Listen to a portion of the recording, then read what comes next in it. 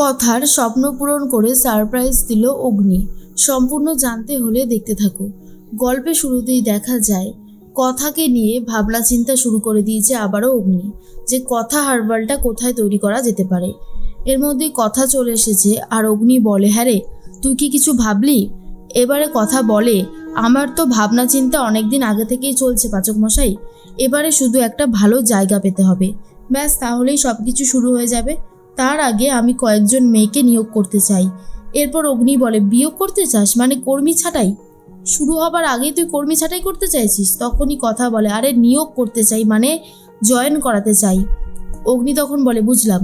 এরপর কথা বলে, জানেন পাচক মশাই, জুনি, ঋতু, তারপরে পিসিয়া, মা, কাকিমা সবাই আমাকে সাহায্য করবে বলেছে। আমার যে কি আনন্দ হচ্ছে আপনাকে বলে বোঝাতে পারবো না। অগ্নি তখন বলে, আমিও তো চাই সবাই মিলে তোর পাশে এসে দাঁড়াক। দেখ কথা, যা হয়েছে হয়েছে, এবার থেকে কিন্তু লড়াইটা খুব কঠিন হয়ে যাবে, তবে এই লড়াইয়ে সব সময় তুই আমাকে তোর পাশে পাবি।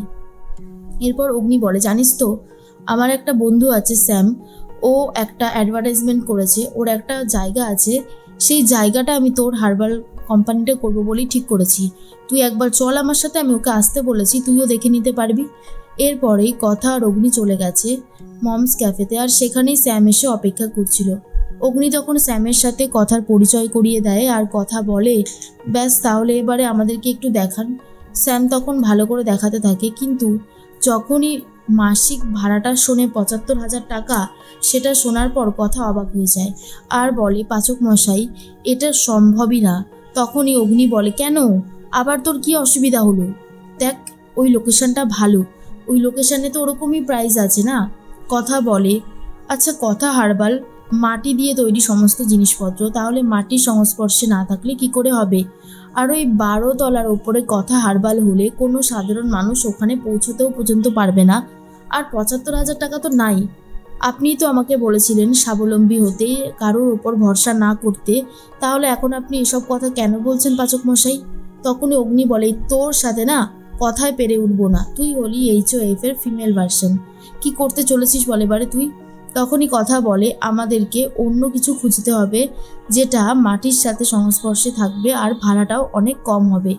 অগ্নি বলে, এই রকম জায়গা এখন খুঁজে খুঁজে কোথা থেকে বার করবো? হ্যাঁ, বুঝতে পারছি না। গাড়িটা চলতে চলতে এই কথা থামিয়ে দেয় আর গাড়ি থেকে নেমে পড়ে। তারপর জুনি বলে, কি করতে চাইছিস বলতো তুই?